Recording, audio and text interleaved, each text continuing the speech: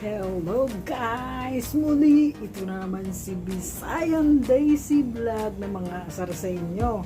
Nasa sa inyo kung maasar kayo o hindi. Basta ako guys, may itatanong ako sa inyo guys kung ito ba ay nakakatulong sa inyo. Ang pagpapatato ba ay nakakatulong sa isang tao, sa isang individual o hindi. At ito ba ay isang nakaka-addict guys. Pero bago ang lahat guys, ito andito ako sa kusina guys. Tingnan nyo naman yung background ko.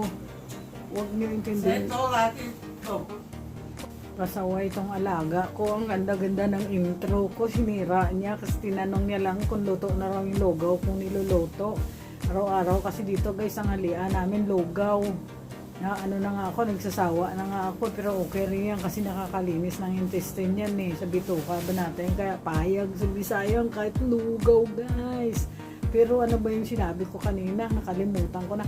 Ito pala guys, huwag nyo intindihin yung background, para lang kayong namimili guys ng ukay-ukay, kaya sige, pili na, pasok mga suki, pili na, tag limang dolyares lang. Pero talagang ano guys, malaki na itulong sa akin ang tattoo ko. Sabi nila yung iba, ako malaki na itulong ko sa dalawang sa kaliwat kanang paa ko.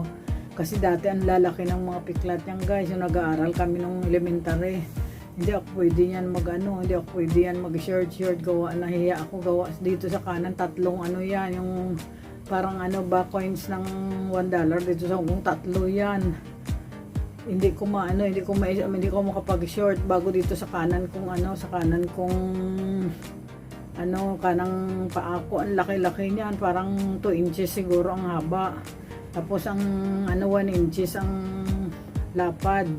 Nakita mo makapag-short ka ba niyan guys? Pero nung uso yung guys, yung tattoo, nagpatato ako, ayun, nakaka-short na ngayon si Bisayan Daisy. Dati hindi ako pwede mag-short gawa na mahiya ka, lalaki ng mga piklat. Kaya yung sasabihin nyo na tsaka may pa pala guys, ipapakita ko pa sa inyo yung ito pa yung sa sa kamay ko tsaka sa braso ko guys. Tingnan nyo guys, huwag kayong mag-judge kasi may ako dyan, ipapakita ko man yung tattoo ko, may ako dyan guys, may paliwanag ako dyan bakit ko nagawa ito. Huwag nyo ako husgahan.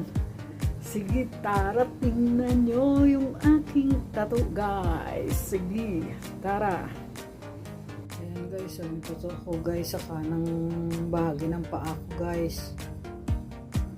Malaki na itulong yan guys sa akin kasi 3 piklat ko niyan. Kaya sabihin nyo na nakakatulong talaga yan sa akin kasi tinakpan niya yung 3 piklat ko. Tsaka ito naman ang sa kaliwa ko guys, so tingnan nyo.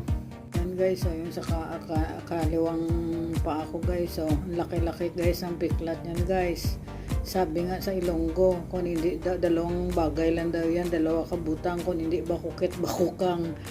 Dati ang laki na itulong guys, nilagyan ko ng ng coin na tattoo.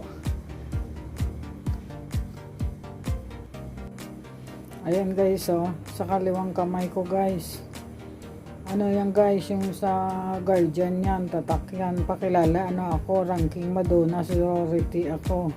Kasi kung wala akong ranking sa guys, sa Madonna, sa guardian, walang R yan, kasi may may R ako, kaya di ba RMS, kasi ibig sabihin ng ranking Madonna sorority.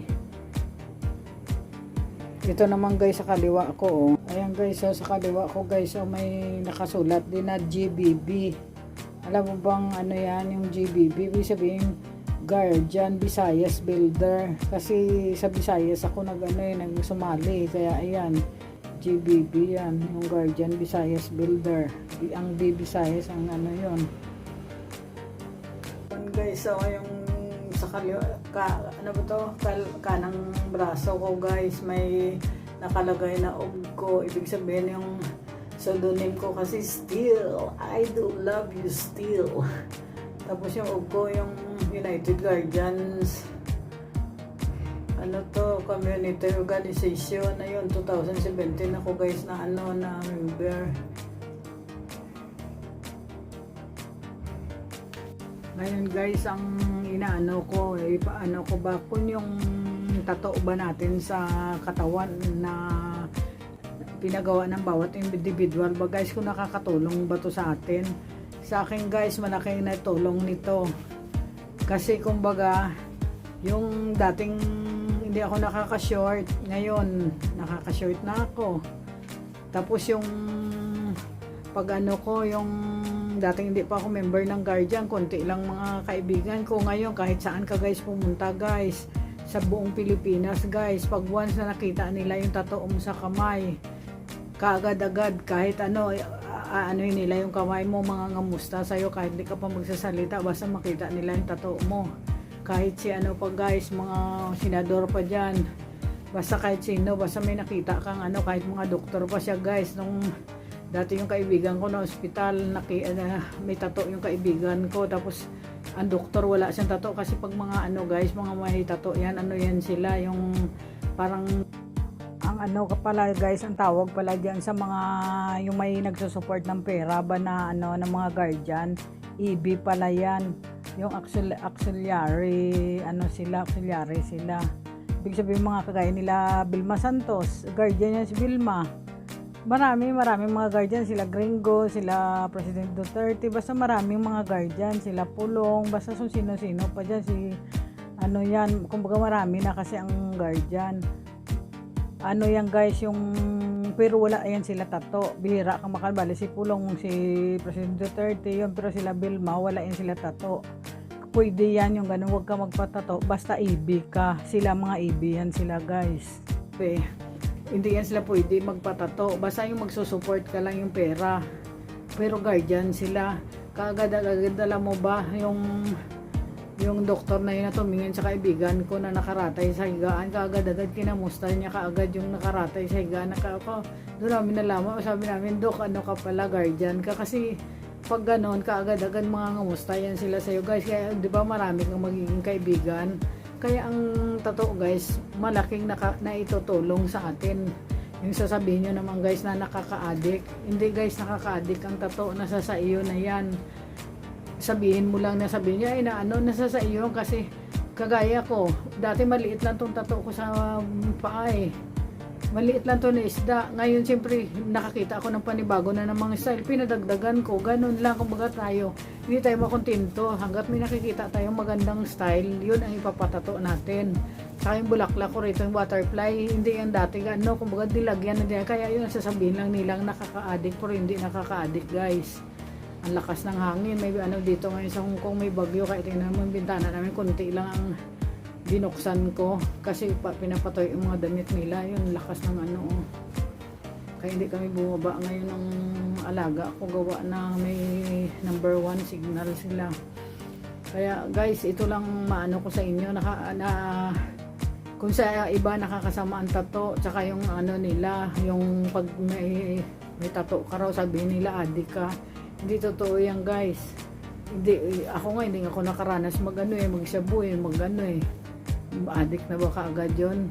Yun nga sabi nga nila sa kanta, yung ano ba yun, yung wala silang kasalanan, sana ngayon sana ako wag husgahan. Ganun pa yung katarungan, hindi ako marunong kumanta. Basta yun lang ano ko guys, yun guys, pinapaliwanag ko lang sa inyo. Basta ito muli, sige, basta nasabi ko na guys sa inyo ha, na ang may tato hindi addict, tsaka ang tato hindi nakaka-addict, tsaka yung nagpatato masama. Sa akin, nakakatulong sa akin ang tato. Kaya hindi tayo pare-pareho tayo ng ano, ng paliwanag sa tato. Basta yun ang sa akin, yun ang paliwanag ko sa tato, na ang tato nakakatulong sa akin. Marami na itulong, na cover yung mga piklat ko sa katawan. Tapos yung naging marami ako naging kaibigan dahil sa tato ko na to. Kahit saan kami pumunta, basta may nakita ka nito, kaagad-agad siya yung aagawin ka agad ang kamay mo at kakamustahin ka.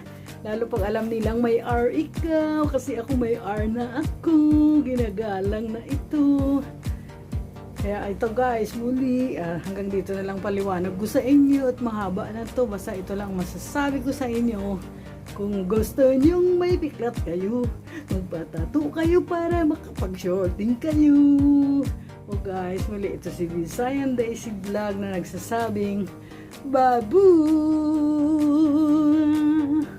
Okay guys, babu!